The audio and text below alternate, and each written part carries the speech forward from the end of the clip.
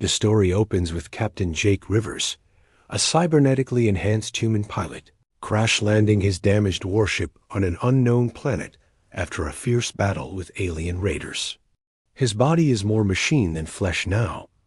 Artificial limbs, neural implants, and a mechanical heart keep him alive. The crash destroys most of his ship's systems, leaving him stranded as Jake crawls from the wreckage.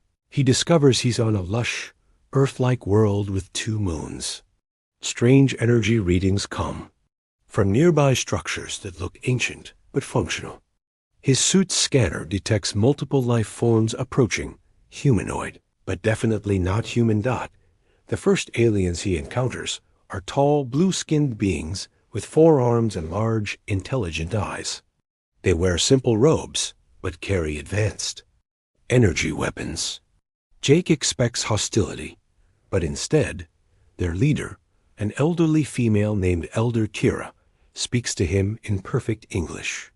"We have been waiting for you, Iron Walker," she says, using a term Jake has never heard before. "Your kind promised to return." Jake is confused and suspicious. His mechanical parts are failing from the crash damage, and he needs repairs quickly. The aliens seem to know exactly what he needs, leading him to their settlement, built into massive crystal formations. Their technology appears to be a strange blend of organic and mechanical elements, because they treat his wounds and begin repairing his cybernetic components with surprising skill. Jake learns he's on a planet called Viridian Prime. The aliens call themselves the Keth, and they speak of humans not as strangers, but as ancient allies who vanished long ago. Elder Kira shows Jake murals carved into crystal walls depicting battles between humans and a dark, insectoid race called the Swarm. In these images, humans and Keth fight side by side, with human warriors bearing mechanical enhancements similar to Jake's own. "Your people came to us 300 cycles ago," Kira explains. "They helped us drive back the Swarm when our world nearly fell. But then they left, saying they would return when the Swarm rose again." Jake realizes with growing unease that the timeline matches perfectly with humanity's first expansion into this sector of space, an expansion that ended abruptly when entire colonies went dark. The official records claimed equipment failures and hostile environments, but Jake is beginning to suspect there was much more to the story. The part ends with Jake's communication systems finally coming online, only to detect massive energy signatures. Moving through space toward Viridian Prime, the Swarm is returning, just as the ancient prophecies predicted. But Jake is just one man with a broken ship, and he has no idea why the fate of 2 civilizations might rest on his shoulders. Jake spends several days recovering while the Keth repair his cybernetic systems using their biomechanical technology. He learns that their society is built around preparing for the Swarm's return. Every Keth is both warrior and scholar, keeping ancient human combat techniques alive alongside their own fighting traditions. Commander Bach, the Keth military leader, takes Jake to their war archives. Here, Jake discovers detailed records of human military tactics, weapon designs, and battle strategies that were supposedly lost when the colonies vanished. The Keth have preserved everything, treating human knowledge as sacred. "Your people were different from you," Bach observes, noting Jake's surprise. "They had fewer metal parts, but fought with the same fierce spirit. They taught us that victory comes not from superior numbers, but from refusing to surrender." Jake learns that the original human-Keth alliance was formed when Captain Maria Santos crash-landed on Viridian Prime. Much like Jake did, she united scattered Keth tribes and taught them combined arms tactics that allowed them to defeat the Swarm's first invasion. The humans promised to establish a permanent alliance, but after the victory, they received urgent communications from Earth and Hell, departed quickly, leaving behind only promises to return. As Jake reviews the old battle footage, he notices something disturbing. The Swarm's technology has evolved significantly since the ancient war. Their ships are larger, their weapons more powerful, and their tactics more sophisticated. The strategies that worked 3 centuries ago might not be enough this time. Keth reveal they've been watching Jake's approach through their orbital sensors for weeks. They knew he was coming before he even detected their planet. They've been sending signals into space for decades, hoping to contact Earth and remind humanity of their promise. Jake tries to contact Earth through the Keth's communication array, but receives only automated responses. The coordinates he has for human space return error messages and his military identification codes are no longer recognized. It's as if the human civilization he knew has simply vanished. Elder Kira shares a troubling revelation. The Keth have detected signs that the swarm has already destroyed several human colonies in nearby systems. The insectoid aliens seem to be systematically hunting down any trace of human presence, as if settling an old score. "We believe your people are in hiding," Kira explains. "The swarm remembers the alliance. They seek to destroy both our species before we can unite again." Jake realizes that his crash landing wasn't random. He was running from a swarm patrol that had destroyed his convoy. The battle that damaged his ship was part of a larger conflict he wasn't even aware of. Humanity might be fighting a losing war while Earth remains in the dark about their ancient allies. The part ends with long-range sensors detecting the swarm fleet entering the system. They have less than a week before the invasion begins. Jake must decide whether to try escaping to warn Earth, or stay and help the Keth defend their world with knowledge and tactics that might be humanity's last hope. Jake chooses to stay and fight, but he quickly realizes the immense pressure of living up to the legendary Captain Santos. The Keth have built their entire military doctrine around human tactics, and they expect him to lead them to victory, just as Santos did centuries ago. Working with Commander Bach, Jake assesses their defenses. The Keth have impressive technology. Energy shields, plasma weapons, and crystalline ships that can phase through solid matter. But they lack the human instinct for improvisation and adaptive strategy. They've been following the old playbook for 300 years. Jake begins training Keth soldiers in modern human combat techniques, combining their natural abilities with updated tactics. The Keth are natural team fighters with enhanced reflexes, but they rely too heavily on traditional formations. Jake teaches them guerrilla warfare, hit-and-run tactics, and the art of fighting dirty when honor won't win the day. During training, Jake discovers that his cybernetic implants can interface directly with Keth biotechnology. This unexpected compatibility suggests a deeper connection between their species than anyone realized. His mechanical parts begin functioning better than they have in years, enhanced by Keth organic components. Elder Kira reveals the most closely guarded secret of their civilization. Captain Santos didn't just form an alliance with the Keth. She had a child with one of their warriors. This hybrid bloodline has been carefully preserved, and several Keth soldiers carry human DNA. They have faster reflexes and more adaptive thinking than pure Keth. Jake meets Tam, a young Keth warrior with distinctly human features and an intuitive grasp of tactics that impresses even Jake. Tam becomes his lieutenant and helps bridge the gap between human strategy and Keth capabilities. As the swarm fleet draws closer, Jake realizes that the enemy has changed more than just their technology. Intercepted communications reveal that they've learned from their previous defeat. They're planning to use biological weapons specifically designed to target both human and Keth physiology, weapons they've developed by studying the remains of ancient battlefields. Jake's enhanced sensors detect something else troubling. The swarm ships carry human technology.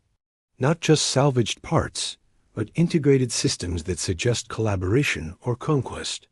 Either some humans have joined the swarm, or the enemy has completely overrun human colonies and taken their technology. The revelation forces Jake to confront a terrible possibility. He might be one of the last free humans in this part of the galaxy. The weight of representing his entire species in this battle becomes overwhelming. But Tam and the other Keth warriors remind him that he's not fighting alone. Jake decides to attempt something unprecedented, a direct neural link with the Keth command structure through their biomechanical network. If successful, it would allow perfect coordination between human adaptability and Keth teamwork. If it fails, it might destroy his mind, or there's Elder Kira warns that no human has ever attempted such a connection, and it might be impossible for his mechanical parts to interface safely with their organic systems. But Jake realizes it might be their only chance against an enemy that has spent centuries preparing for this moment. The part ends with Jake beginning the dangerous neural connection process as swarm ships enter orbit. The first phase of the invasion begins with massive energy bombardments, but the Keth shields hold. However, long-range scans reveal that this is just the advance fleet. The main swarm armada is still approaching, and it's larger than anything in the historical records. The neural connection succeeds beyond Jake's wildest expectations.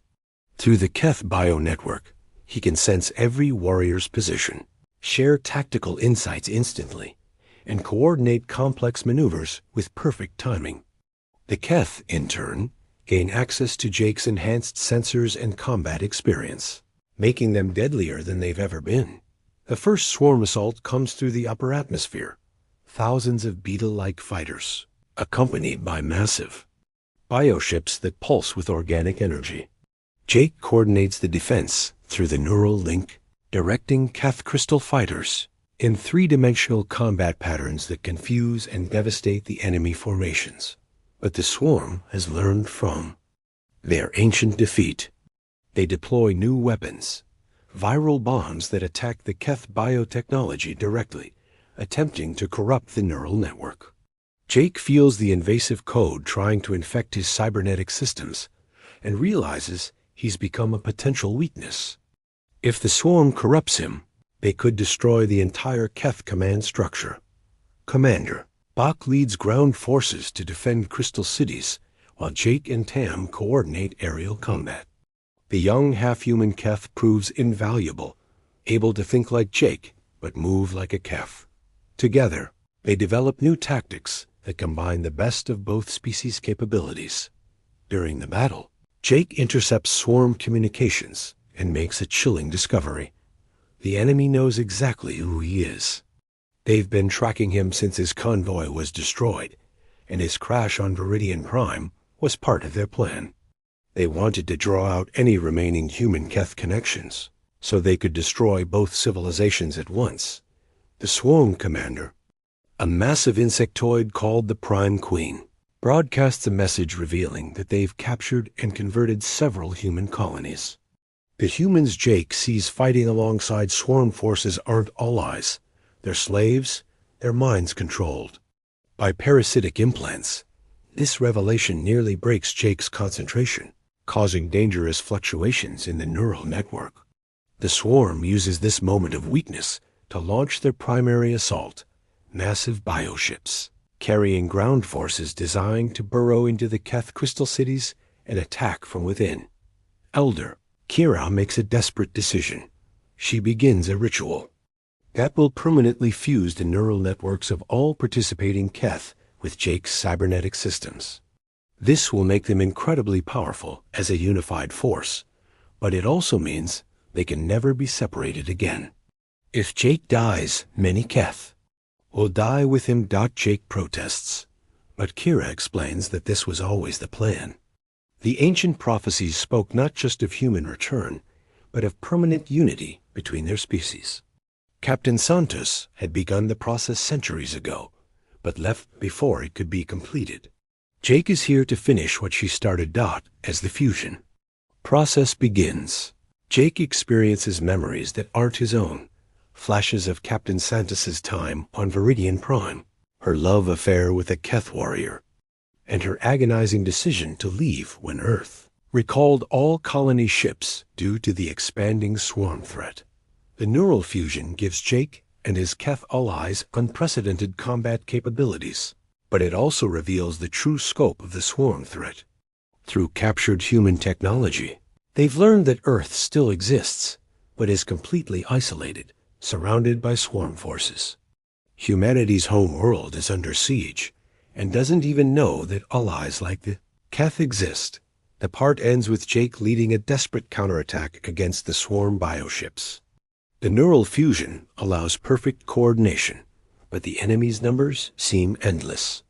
As Keth crystal spires begin to crack under sustained bombardment, Jake realizes that winning this battle might not be enough. They need to find a way to break the siege of Earth itself. The neural fusion transforms the tide of battle. But Jake quickly realizes their victory on Viridian Prime is hollow if Earth falls. Through intercepted swarm data, he learns that humanity's homeworld has been under siege for 50 years, cut off from all colonies by a blockade of bioships that prevent any escape or communication. Jake makes a desperate decision. Instead of just defending Viridian Prime, he'll use the Keth crystal ships to break through swarm lines and reach Earth. It's a suicide mission, but the neural link has shown him something crucial. Earth's defenders have been fighting alone for decades, developing new technologies and tactics that could revolutionize the war if combined with Keth bioscience. Commander Bach initially opposes the plan, arguing that leaving Viridian Prime exposed could doom their civilization. But Elder Kira supports Jake, revealing the final prophecy. Victory comes not from hiding, but from uniting all free species against the swarm. The Keth were meant to be humanity's bridge to other civilizations, not just another isolated world. Tam volunteers to lead the mission to Earth alongside Jake, and surprisingly, dozens of Keth warriors follow. They've experienced humanity through the neural link and understand that their fates are permanently intertwined. If humanity falls, the Keth will eventually be overwhelmed by sheer numbers. The journey to Earth reveals the true devastation the swarm has caused. Dozens of human colonies are now dead worlds, their populations either destroyed or converted. But Jake also discovers something hopeful: scattered resistance groups on several worlds, humans who escaped the initial invasions and have been fighting a guerrilla war for decades. Using Keth phase technology, Jake's small fleet manages to contact these resistance cells and coordinate a simultaneous strike on multiple swarm positions. The neural link allows perfect timing across light years of space, something no purely technological communication system could achieve. When they finally reach Earth's solar system, Jake is amazed to find that humanity's homeworld is not only surviving, but thriving. The 50-year siege has forced incredible innovation: orbital cities, asteroid fortresses, and weapons that blend human engineering with salvaged alien technology. Captain Lisa Park, commander of Earth's defense fleet, initially refuses to believe Jake's story about alien allies. 50 years of isolation have made humanity suspicious of any outside contact. But when Jake demonstrates the neural link by coordinating perfectly with Tam and the other Keth warriors, her skepticism crumbles. The final battle combines everything learned from both civilizations. Earth's massive orbital weapons platforms work in perfect coordination with Keth crystal ships that can phase through enemy defenses. Jake serves as the critical link, his cybernetic systems translating between human technology and Keth bioscience in real time. The Prime Queen makes a desperate final assault on Earth itself, using converted human slaves as shock troops. Jake faces his greatest moral challenge when he realizes some of these mind-controlled humans might be salvageable. The neural link with the Keth gives him an idea. If they can reverse engineer the parasitic implants, they might be able to free the enslaved humans. Tam leads a dangerous boarding action against the Prime Queen's bioship while Jake coordinates the defense of Earth. The young half-Keth warrior's human intuition proves crucial in navigating the swarm ship's organic corridors and locating the neural control center. The story climaxes when Jake makes the ultimate sacrifice. He overloads his cybernetic systems to create a massive electromagnetic pulse that destroys the swarm's neural control network. This frees thousands of enslaved humans, but leaves Jake's mechanical parts permanently damaged.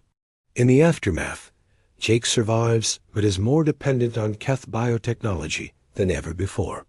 The neural link becomes permanent, making him truly the first human-Keth hybrid.